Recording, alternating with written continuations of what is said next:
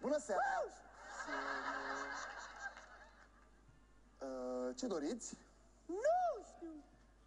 Păi, hotărâți-vă, ce doriți să comandați? Nu știu! Nu ați consultat meniul? Nu știu de asta! Bun, atunci poate reușesc eu să vă recomand ceva, dacă îmi spuneți ce fel de mâncare ați dori. Caut o ciorbă și nu găsesc! Caut o ciorbă și nu găsesc! Toate supele lichide să pereze la gura mea! Bun, hai că am lămurit-o. Deci, o supică, o ciorbică, avem mai multe feluri. De care doriți? Nu știu! Trebuie să-mi spuneți de care. Avem supă de găluști, supă de pui, supă cu tăieței. Nu știu de asta! Nu ne înțelegem. Vă întreb pe dumneavoastră. Ce doriți? Doriți Păi nu, ce doriți? Adică doriți felul 1 sau felul 2? Sau ce? Ori felul 1, ori felul 2. ori Atunci o să vă aduc eu ceva. Vă recomand o piftie. Ce ziceți de o piftie? Cum vi se pare? e urâtă. Cum dumne urâtă? Cum urâtă? Că e o piftie, o piftie... Dumneata ești incredibil. Credibil. Aoleu, mă ia cu transpirații pe cuvântul meu. Lasă că ți-aduc eu ceva. Îți aduc ceva și ori mănânci ce ți-aduc eu, ori nu mai mănânci deloc. Ori Și ție îți aduc o supă de tăieței, s-a înțeles? Nu știu!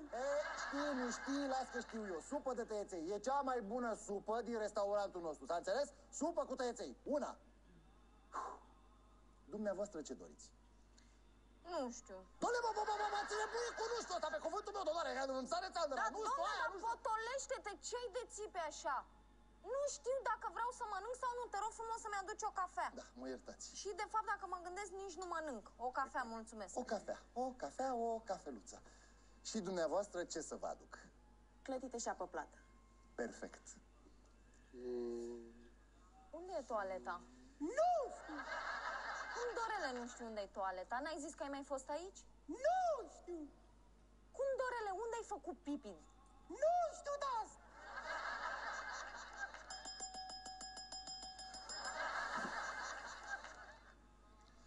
Ce doriți? Nu știu! Cum, domnule, nu știi? Păi și atunci de ce?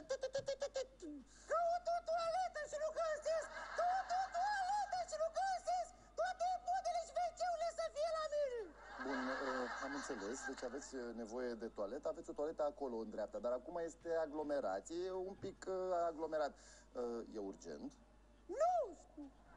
Cum, domnule, nu știi? Faci treaba mare sau treaba mică? Nu știu de asta! Domnule, ești extraordinar. Uite, pe cuvântul meu de onoare, spun că mi-ai mâncat sufletul. Eu am nevoie. Dumneavoastră. Eu am nevoie, da. Dumneavoastră mergeți la fete, acolo e liber. Hai, fată, cu mine la toaletă.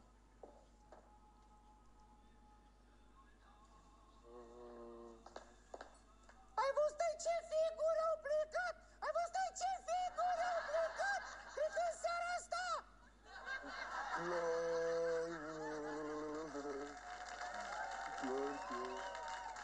Mi-a adus supa! Mi-a adus supa! Să vezi ce o mănânc! Am uitat să vă întreb, câte clătite dorea prietena dumneavoastră? Doi Doi ce? clătită. Cum, domnule, doi clătită, domnule? Cum doi clătită? Care-i pluralul de la clătită? O clătită. O clătită, două... Domnule, pluralul de la clătită, care e? O clătită, două Două Te rog, uite, spune prietenului tău care este pluralul de la clătite.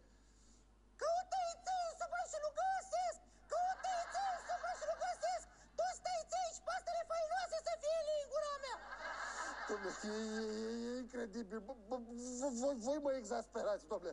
Dom'le, uite, atâta te mai întreb și jur că nu mă mai vezi niciodată. Cafeaua, cum bea prietena ta cafeaua? Mai dulce sau mai amară?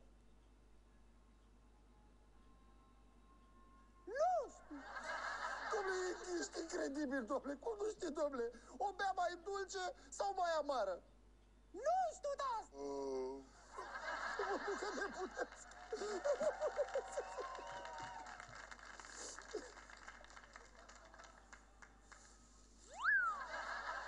Iubito, spune-i, te rog, domnului câte clătite vrei. Și vă rog frumos să aduceți alt recipient cu apă pentru iubita mea. Vă rog. Desigur. De asemenea, iubita mea, dacă dorești să-i spui domnului, să-i specifici, de fapt, cum dorești cafeaua, adică să aibă mai mult zahăr, mai puțin zahăr, ca să știe domnul ce fel de cafea ne aduce, nu-i așa?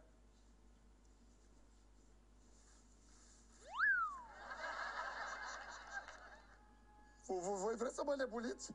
Voi vreți să mă faceți să-mi pierd minte ca să pierd slujba aici la restaurant? Oi, să... Nu știu, nu știu!